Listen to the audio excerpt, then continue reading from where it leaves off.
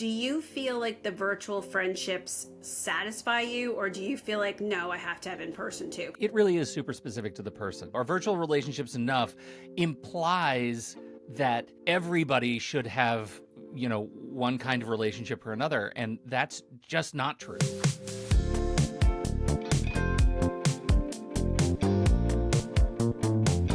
Hello, everyone. Welcome to the ADHD Social Playbook podcast. I am here with people I know really well. I have been on their podcast many, many times. I am here today with Pete Wright and Nikki Kinzer, and they are co-hosts of the award-winning Taking Control of ADHD podcast. They are also co-authors of a book that is now coming out in paperback, Unapologetically ADHD. Nikki Kinzer is a professional certified coach. She trained where I trained. It's at ADD Coach Academy. Pete Wright also has hobbies, something I do not possess. He's a photographer, an author, a tech geek. He does all these different things.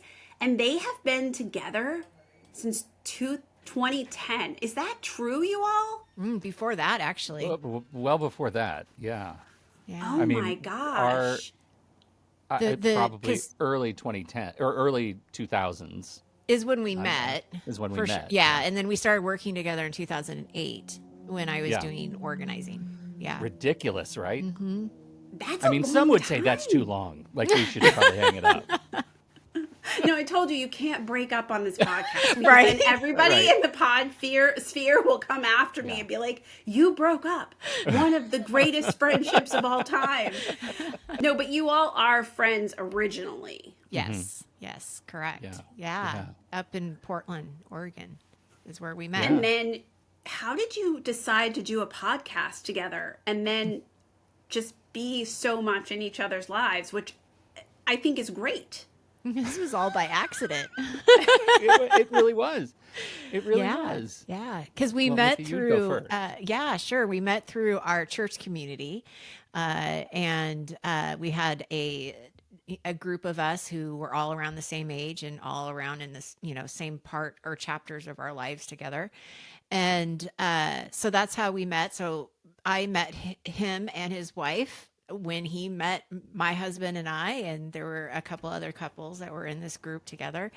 And it wasn't until, so that was probably, because I remember Kira pregnant with your daughter when I gave birth to my son. And so that was in 2000 23 years ago. Yeah, that was 23 years ago. So 2002. So that's kind of when our friendship really started happening. And then my family moved away from the Portland area down south. And in 2008, I decided I wanted to open up my own business as a professional organizer. And I needed somebody to do my website. And I knew that Pete did something with websites. I knew he was technical in some nature. And he is. Yeah. He is technical. He is. Yes. And so I sent him an email, I'm assuming at that time, or called you maybe because we're old school. I don't know. Telegram. Yeah, Telegram, a singing one probably. But I just asked him, I said, hey, I'm looking to build this, side part-time job, and was hoping that you could help me with the website. And we've been partners ever since. He's been with me since day one. Oh my gosh. Yeah. So it started with the business and the podcast because Nikki's business at first was an organizing coaching gig, right? Right. And so we started a podcast, Taking Control, the organizing podcast. And that ran for 50 episodes, right? Just under 2 years.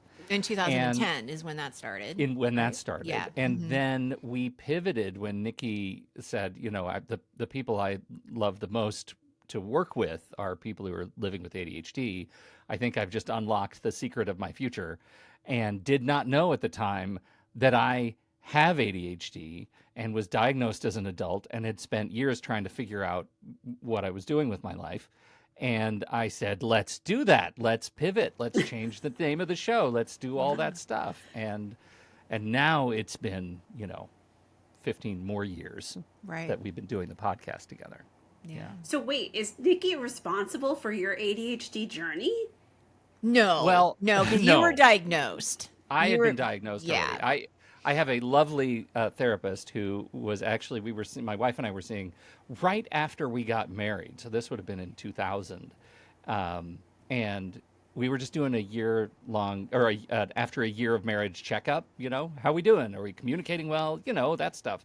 And after 6 or 8 sessions, he said, "You guys are fine. You go about your marriage." But Pete, I'd love to talk to you about your ADHD. And that unlocked a lot for me too, as you can imagine. I had no idea that I was living with the thing called ADHD, and so it was really a coincidence that Nikki and I happened to connect on that part too, a decade later. Yeah. And then you wrote a book together. And by the way, there are marriages that could not survive this. And you're just friends, right? And you wrote your book Unapologetically ADHD, which is now coming out in paperback, which I'm thrilled about. And so you've done so much in each other's lives. Yeah. And then, so this is my $1,000,000 question. Sometimes I feel like when I have really good virtual friends, I kind of forget to connect with my in-person friends, especially if my virtual friends are very shiny and exciting and take my attention. And I think this is like such a common ADHD problem. Do you find that this relationship you've still kept up with other people? Do you find sometimes you're like, oh, I'll just go to Pete? I would say that the group of people that originally was formed into, in the early 2000s when we first met, I don't keep in touch with, except for Pete and Kira. And that is probably because of, what would you call it? I know we've talked about this when you were on our show. It's because we work together, right? There's this common denominator that we Right. have that keeps us in each other's lives because we work Right. together. The other folks that we were friends with, I know what they're doing and I kind of have an idea of what but I'm not as close to them as I used to be, because we don't live in the same town. There isn't that common thing that brings us together like Pete and I. Well, Yeah. and without going into too many gory details, like the thing that had brought us together as young families was our church community. And not long after, our church community imploded for Yes. reasons. And all of us young families stopped going to that church. And that, Our when pastor you, was arrested. Let's just okay, be honest. all right, Our let's just pastor be was The person arrested. who married me was arrested. Yeah. Is this some kind like, wow? Yeah, for It's not embezzlement. great. Yeah, it's great. It's not great. Yeah, it's not not. great. It could be worse, but it's not great. Yeah, I Yeah. So understand. anyway, moving on. Nikki just did it, pulled the Band-Aid off. I Now did. I'm like, we got to talk tell around them it. what Well, it this was is an because, ADHD Yeah. podcast, so we Yeah. weren't going to be all circumspect about things. We have No. to pull the Band-Aid off. yeah. Well, and so, that does damage to a community when that kind of a thing happens, and to friendships. And I think that was the place where all of us gathered. So Nikki and her husband left the city, but you know what? We all live in different parts of the Portland metro area and not close enough to see each other on any sort of regular basis. So our friendships were already sort of rent in two just because of a lack of proximity. Right. Yeah, They became which- virtual friends, even though we're only, 25, 30 minutes from each other. And those virtual friendships weren't all that sticky. Yeah, and it's interesting because one of the things I have in my next book is about proximity as a necessary piece of keeping up friendships for us Yeah. with ADHD, and I think it's true. And that shared experience that you obviously have, and you obviously like each other, because I couldn't write a book with someone that I don't enjoy because it's such an arduous process. Yeah. But yeah, and it's interesting too, because I feel like, I don't know, Pete, do you feel like keeping up with people is a hard thing for you? It is a hard thing for many of us. Yeah. Oh, it's incredibly difficult. And as a result, I end up feeling awfully insular, and yet still internally kind of demanding on myself to go out and find people, make new friends, find new people to talk to. Like, I know I need to do it for my own mental health. And it is so hard to get over the hump, right? Every other choice is an easier choice to make than trying to be a part of a group where I can meet new people. And so most of my friendships are virtual friendships right now, even friendships that are in the local area. It's because we podcast or we play games together online or whatever. We just got into that habit. It is so easy, and I feel like COVID also added to that because Yeah. now we are so virtual, and so you might have crossed a city to see someone and play a game or to do something in the past, but now you can do it virtually, so you do, Yeah. Right. you know? Well, and one of the things that I think has helped, Nikki, stop me when I start lying, but because we do the podcast together, that's like one context of our relationship. We also work on the back end of the business together. Both of our, we both have kids that are, roughly the same age. Two of them, one of them each, goes to the same university School. down in Eugene. They're in school together, same grade, same class, and all of those discrete contexts in our relationship has kept us kind of invested in areas of each other's lives beyond just the work part, beyond just the podcast part, right? When we sit down, when we do meet up and have dinner together, we always have way more to talk about than just work, right? For sure. In context fact, that is thing- the time that we catch Yes. up, because when we're doing a podcast or we're working, we are working. Like, we don't get caught up in, oh, well, what are your kids doing, or da da da. Like, those conversations almost always are personal time when we're together. Almost always, Almost. yeah. But for the most part, I mean, we keep it pretty. Yeah, we do. Yeah. Especially if other people are there. Right, yeah. Because Melissa has no idea what we're talking about. She has no idea what we're talking We're- about. Our team meetings, if we're just alone, it can come off the rails. But if it's Yeah. performative, we can be very productive. Yes. So that's really interesting too, because it kind of talks about like, I think we are tending toward having things that create this, autopilot, right? And when you have so much in common, then I love the word sticky. It becomes sticky. And it is hard to get over that hurdle of, I'm pretty satisfied in this other area, but I know for my mental health, for my well-being, I should get out there and meet more people. Now, Pete, I got to say though, you have hobbies. Like, I'm reading about you to prepare for this podcast. Okay. And I'm like, wow, Pete does other things other than just work. That's amazing. I really don't have any hobbies. And I'm like, Pete's a photographer. You're gaming. Like, wow. Yeah. Admiration of that, Pete.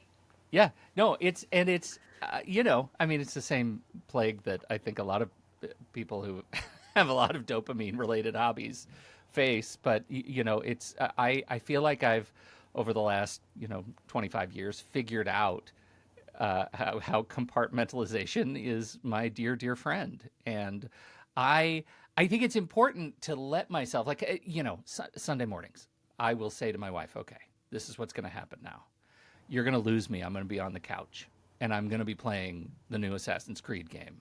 Because After you watch CBS after I watch CBS in Sunday the morning. Yeah. Okay. Please. I just wanted to make sure that was I don't think I needed to say that. in the but I'm glad picture. it's- Yeah. This Okay. is Yeah. behind the curtain. Yeah. For everyone listening, Always- this is behind the curtain. Always watch CBS in the morning. Right? That's all right. Yeah. I binge watched Cake Boss or something really yeah. good for my Yeah. intellectual capacity. So don't worry. My 100%. Sunday mornings are equally good. Well, then I have to say, like, you're going to lose me, and you might try to talk to me, but I'm going to set an alarm for like 1 o'clock, and that's when it's going to be over. If you try to talk to me or get my attention before then, I might be kind of sassy, maybe, dare I say, cranky, because I will be fighting the evil feudal lords in Japan right now.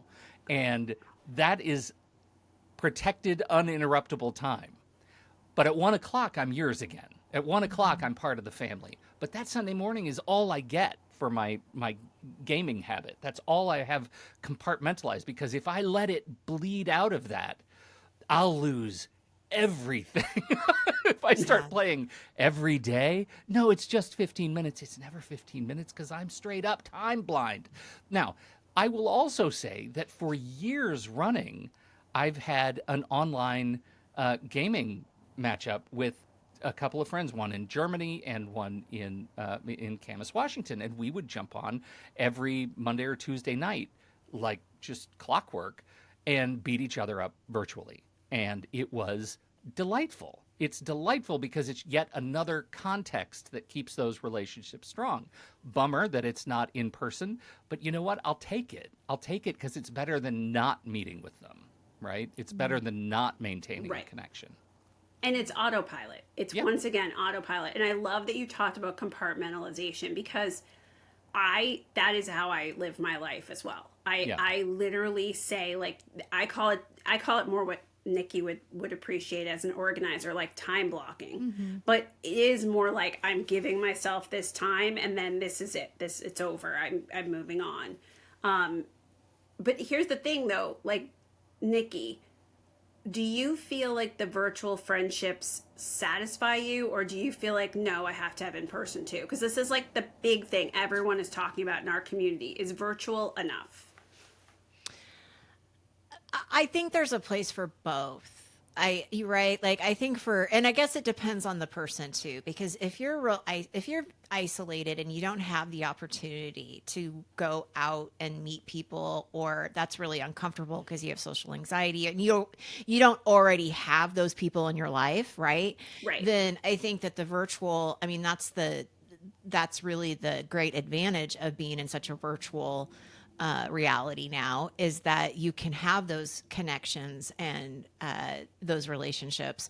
I know with our own ADHD community that's online has been a lifesaver for a lot of people, because they get to be in community with people that understand them, who get them. They don't have to explain, they feel seen, they feel heard. And they would say that these are some of my best friends. And I think that that's huge.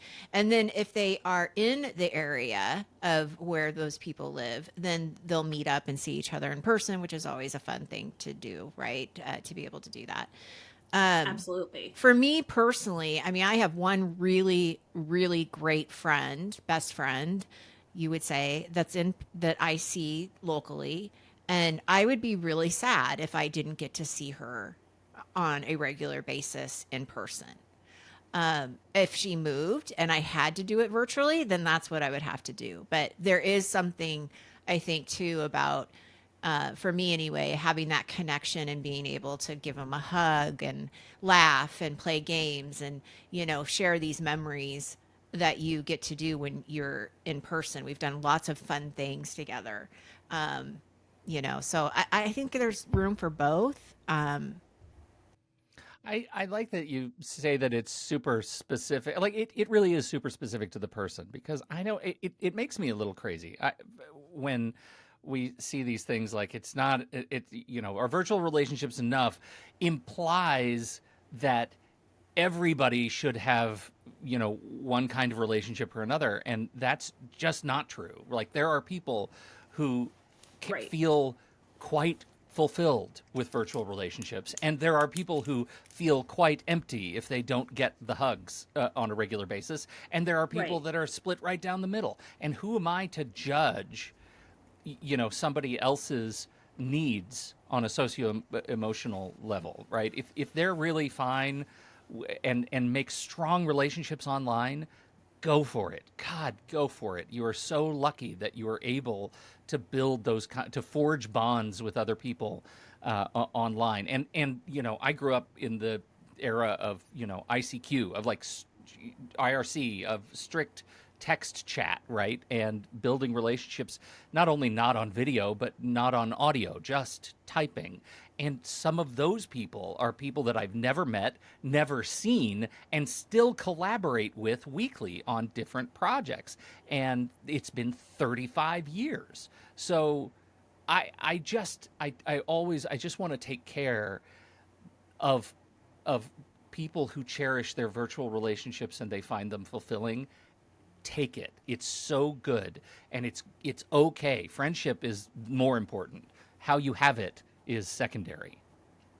I absolutely agree. I think also, I would rather be alone for 1,000 years than be with people who treat me badly.